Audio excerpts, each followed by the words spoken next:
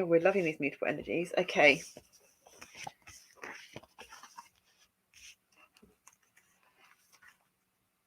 We'll put that one there, and then it'll be more noticeable.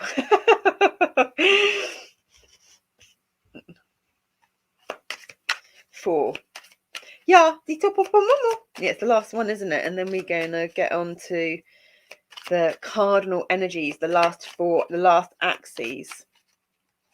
But we're not going to start figuring out that order yet. Let's just focus on Sagittarius, the higher learning, the collective house of 9, the ruled by Jupiter, which is the traditional ruler of Pisces, which is connected because of our Neptune retrograde today, which is the modern ruler of Pisces.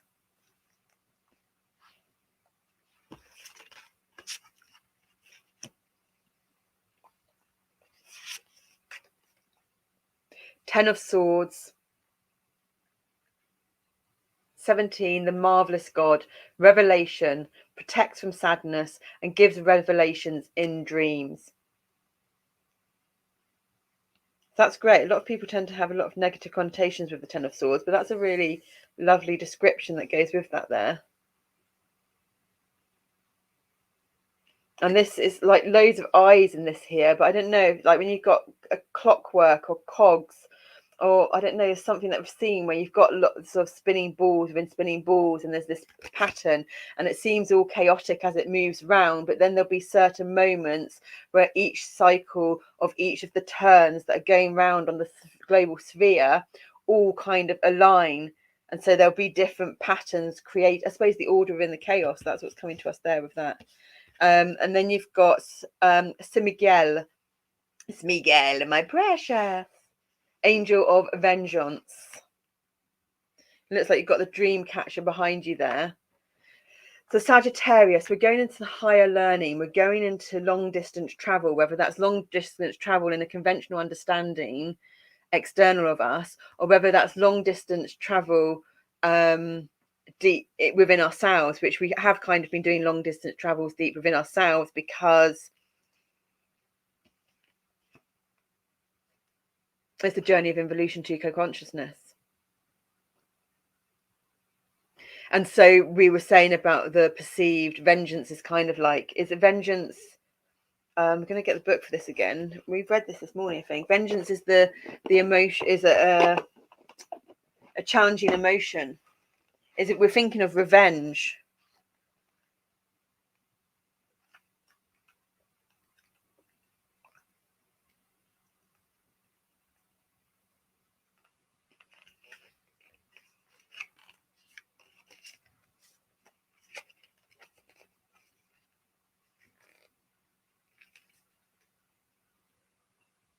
When the time comes, we all call its name. It is ever the instinct in our throat when we seek retribution. We choke on it even as we languish in every syllable. But those who call on Miguel without cause will have harm fall back on them threefold. It is the way of Miguel's sword, cutting in both directions. While we will gird our fragile hearts against being hurt, pain will make its attempts on us by any means necessary. It is in our soul to survive at all costs, even if it means violence. Try to resist the urges of your barbed heart. Miguel knows not forgiveness. Signs a sword, a thorny branch, and pierced skin.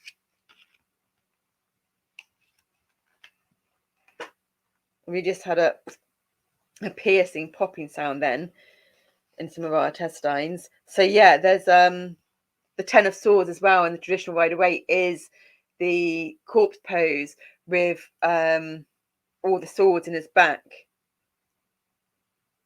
And we were talking about holes in the matrix and the connective tissue and the fascia, which for us and the collective matrix.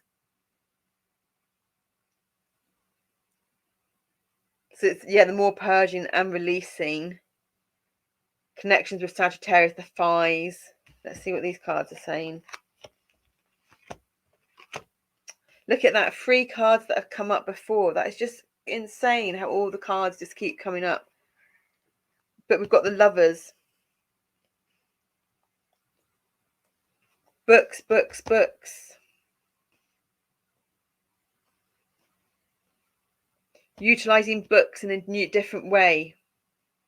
Not just your conventional start to finish. That automatic where you get drawn to a number and you go to a book and you open the book and find the answer within.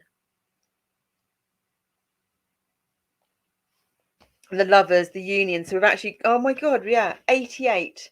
So it's the 8 of Swords and the 8 of Cups, 88. And 66. Abundance and healing. The new house, the new home. The marriage, the partnership, the union. So the dark feelings, there's been revelations from the dark feelings. There's not a need to protect oneself anymore because we've been able to calm ourselves down, because we've just gone from Gemini, the nervous system. We've been able to calm ourselves down. We're able to sleep better. We're able to get messages from our dreams and from alternative ways of utilizing books and methods around us that brings us into the balance and the harmony. 8 and 8, 16, that's 7 again. 6 and 6, that's 12, that's 3. 37, actually the number of time out. Sagittarius is higher learning. So maybe, yeah, just to calm down on the learning, release that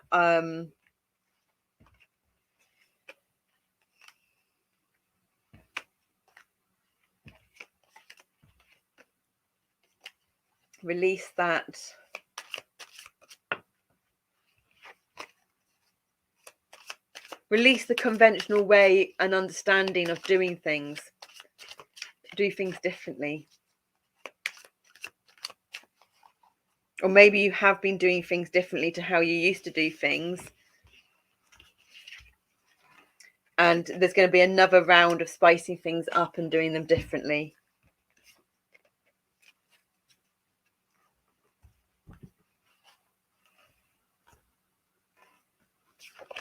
And the card for Sagittarius, whoa, that's beautiful. And that's number 4.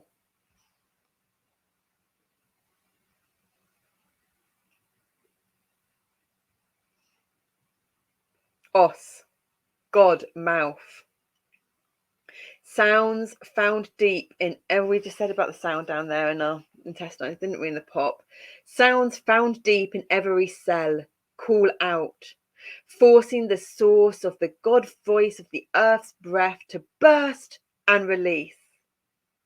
Each atom, an unhatched cosmic egg of unmatched mystical potential. To rise up is to speak up, to give song to ancestral codes of healing, nestled in all our vessels of the world soul. Gaudir, your best life, reach forward and commune. So that's actually it's talking about cells, but it's actually, if you've ever seen those pictures of deep in your body and the cells, that's what that is actually kind of reminding us of. You've got like whole little kind of almost beautiful, colourful cities going on.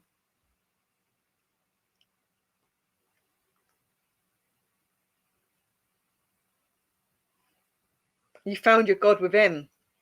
You've got like the Fibonacci spiral patterns. If you haven't already, you're going to start getting glimpses of experiencing feelings of what God consciousness feels like. That pure, unconditional love.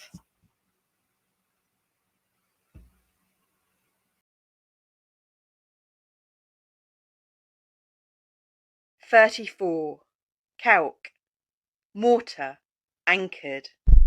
Chalky seams of ancient marine creatures transited over eons as immovable memories of moments that are no more. Extraneous yet present, evidencing times gone, lives past, moments fallen. Here and now, dig out the decrepit blocks, dislodge the bricks that should have been displaced long ago. Recalibrate the calcium carbonate, cleave and cleft to recast and recreate.